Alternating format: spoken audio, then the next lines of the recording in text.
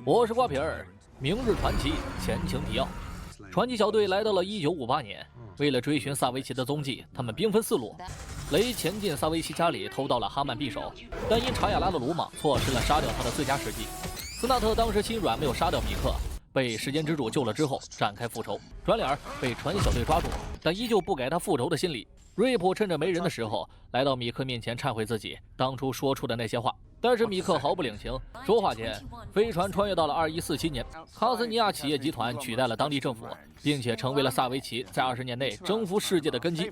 此行的目的就是搞清楚他如何取得霸权，并且阻止他。除了米克和查亚拉，其余人全部外勤。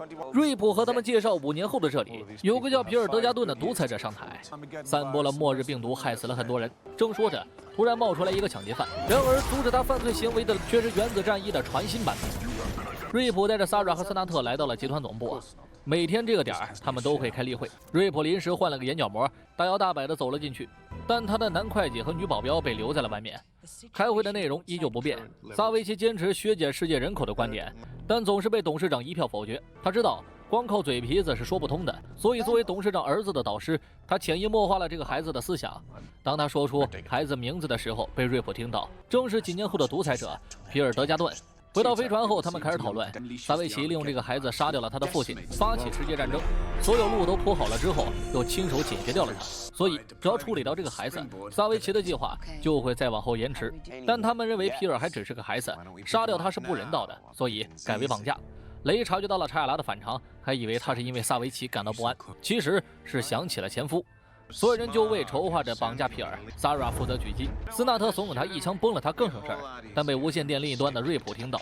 方队进入拐角处时，萨拉开枪，瑞普趁机顶替，斯纳特原地待命，负责制造混乱。瑞普解决了守卫，接着一个闪光灯晃晕了他。雷一行人来到了机器人博物馆，布莱斯给他们介绍这里的故事。雷问他机器人是不是采用了矮星合金，他并没有否认，还告诉雷他们是有专利的。然后又说，自从他的曾祖父研究出初代战甲之后，他们家族就热衷研究机器人技术。然后看到了关于帕尔默的雕像和初代战衣，雷越看越惊，他就纳了闷了。2016年，自己唯一有过的一个女朋友还在跟他玩失踪，这下自己的外孙女儿都冒出来了。实在是没法接受啊！他想静静，然后又遇到了查亚拉，逼逼叨叨说了2句话就溜了。查亚拉又回想起了前世的经历，他们感觉到了萨维奇的接近，已经准备好新的身份潜逃。但查亚拉觉着总逃不是个事儿啊，胡夫也不知道怎么安慰他了，打个班吧。萨拉好奇他做什么梦，吉迪根说他正梦到自己和妈妈做饼干，然后又说昨晚萨拉梦到和一个女护士翻云覆雨。调侃完之后，检查了一下时间线，发现历史并没有因此改变。众人开会讨论，到底是要杀掉他还是流放他。杰弗逊提了个建议，不如跟他talk talk。萨拉曾经控制过杀戮的欲望，觉得这是个法子。董事长反复看着监控，纳闷这群人到底是从哪儿冒出来的。萨维奇告诉他，我知道。瑞普剪断了连接皮尔手腕的胶管，他醒了过来，控制室监测到逃生舱私自起飞。萨拉推断瑞普是为了防止他们阻止他杀掉皮尔才这么做，但他隐匿了踪迹，大伙也没招了。查亚拉不断地开始回想起以前的事情，雷准备好好和他聊聊。你想起卡特，是不是觉得这样对我不忠？不，我感觉我好像在绿胡夫。瑞普带着皮尔来到了荒无人烟的河边，告诉他，我这么做也是为了我的孩子。但皮尔看穿了他的小九九，说他和自己的父亲一样软弱。萨维奇教给自己很多，包括杀手该有的眼神。瑞普告诉他，萨维奇会杀掉你，但他不信。然后又说，我不杀你，不是因为我软弱，而是因为善良。不要再被萨维奇摆布，做个人吧你。萨维奇带着军队和机器人2.0来到飞船旁，众人陷入混战当中。雷首当其冲，前去牵制机器人，但他毕竟是初代，最终不敌，败下阵来。换杰弗逊上去拖延时间。雷和查亚拉来到机器人控制室，打晕操控员之后，准备关闭机器人。然后他的外孙女儿拿着枪出现在后面。雷摘下头盔，告诉他：“我是你太老爷。”布莱斯问他：“你是西德尼吗？”雷说：“那是我弟弟。”原来那个雕像是他弟弟。雷也没有喜当爹。机器人停止运作，萨拉却被萨维奇挟持。瑞普和皮尔出现，以此交换人质。孩子他爹为了保护自己的儿子，不得不交换人质，并且保证他们都能安全离去。回到飞船之后，夫妻俩再一次敞开心扉。查亚拉告诉他，卡特已经是过去式了，所以我们之间不会再有阻碍。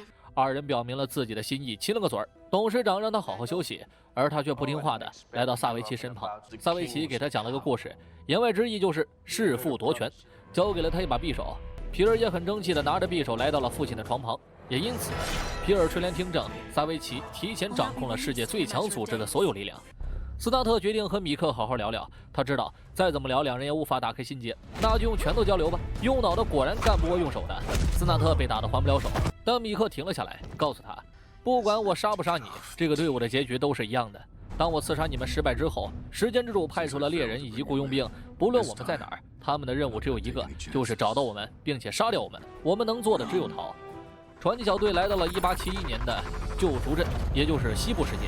多数人的身体都出现了副作用，米克却刚睡醒。他作为前时空猎人，知道无论如何都躲不掉追击。不过他们所处的时间线还未稳固，所以猎人短时间内找不到他们，这也是找不到萨维奇的原因。大伙想着，既然来了就不能白来啊，不如置身感受一下这西部世界的狂野。衣服做好之后，又给他们配置了属于这个年代的武器，以防不时之需。所有人整装待发，做好了旅游的准备。瑞普决定留下研究如何对抗萨维奇。他们踏进小镇，走进了热闹的酒馆，正环顾四周。斯泰因不小心撞了一位女士，仨人喝酒，查亚拉喝不惯，想去别的地方逛逛，不小心撞到了一位女士，二人相视一愣，闪过了一些画面。再回来的时候，人已消失。米克告诉萨拉自己做时空猎人，已经很多年没有喝过酒了。萨拉提了一杯，然后挑衅米克，两人拼起了酒。斯泰因在牌桌上打牌，因为自己老爹是个签王，所以多少学会了一点。大哥老输钱不乐意了，抓着服务员不撒手，还想拿他撒气儿。斯泰因说：“你是个低等儿，有本事冲我来啊！”然后他说：“好的。”刚准备开枪，却被斯纳特送走。被干掉那人的小伙伴不愿意了，斯纳特解释自己是正当防卫。他们说没关系，打吧。然后酒馆变得十分混乱，萨拉也参与到了其中。不过米克有点忙，众人正打得起劲，海克斯突然开枪，站出来阻止了这场闹剧，而且还看出了他们不是本地人。走出酒馆之后，还继续追问：“你们来自哪个年代？瑞普在哪儿？我有事儿要跟他谈。”回到飞船之后，海克斯不忘告状他们闯祸，斯纳特干掉了死水帮成员，小镇现在被卷了进去。瑞普想回避这些无关紧要的事情，但雷正义感爆棚，要伸张正义。米克笑了笑。查亚拉由于回闪的记忆，想要找到那个女人。萨拉无聊的一痞，选择和他同行。海克斯带着雷来到警察厅，问警长需不需要帮手。警长看他这么有正义感，告诉他，从现在开始，你就是这座镇上的警长了，我溜了。斯泰因来到酒馆，买死水帮营地的情报，酒保也很配合地告诉了他。随后，他看到了一个哭泣的女人，上前一顿叨叨，打开了他的心扉。然后，女人把他带到了家里。他的儿子患病卧床不起，医生说他撑不过3天。但其实伯迪的病对于现在来说，就像感冒一样。外面传来枪声，大哥带人来替小弟报仇。雷站在马路中央，告诉他：“你辜负了这座城市，给大家斗坏了。”小头头下马，准备朝雷开枪，被斯纳特8百里开外的一枪给唬住。雷一下有了气势，他们好汉不吃眼前亏，选择溜掉。小镇的人开始为他欢呼。完事之后，斯泰因回到飞船偷药，警长雷和瑞普过来劝阻，他们只是历史的见证者，而不是改变者。斯泰因说：“你是最没资格教训我的那个，你曾经不是也改变了这里的历史？”瑞普告诉他，当时自己在这里成为了人民的英雄，不愿离去，但为了妻子和家人，他必须走。走了之后的第2天，死水帮的人就烧毁了当时的小镇卡尔福特。斯泰因不想像他一样留下遗憾，所以依旧坚持离去。二人来到查亚拉记忆闪回出现的地方，发现了那个独自生活的女人。萨拉还说他的朋友真有个性。查亚拉走过一看，这哪是朋友啊，这他妈是我前世。3人聊了起来，在他年轻的时候，萨维奇就让他当了寡妇。这期间，他也找过其他人当伴侣，但最后好像都在被命运捉弄。大妈查亚拉和查亚拉说：“你连我都想不起来，还是让我告诉你吧。”和我们最后在一起的人，最后都没有好结果。查亚拉若有所思。斯泰因给伯迪注射了药剂，他很快就有了好转，顺便告诉他，疗程结束之后一定要销毁这些东西。雷一行人闯进了死水帮的营地，绑架了他们的头目杰布·斯蒂尔沃特。撤退的时候，杰弗逊被一个野汉子用套马杆套住，他们耗光了子弹，必须撤退。好在手里有筹码，如果把杰布当作人质换回杰弗逊的话，保护镇子的计划就会落空。海克斯提议可以来一场正午时的快枪对决，赢了的话就可以要回杰弗逊。至于输了嘛，输了就输了。瑞普一听，不行，这样会害死雷。反正现在也不是时间之主了，那就由我来对决。临近正午，杰布被放了出来，他的部下也带着杰弗逊赶到。瑞普登场。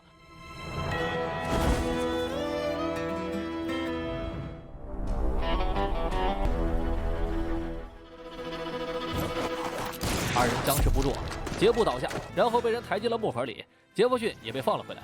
但是猎人找到了他们，瑞普给了海克斯一把左轮，顺便还带了雷的战衣。二人合体为火风暴，给他惊着了。杰弗逊还来了一段 rap。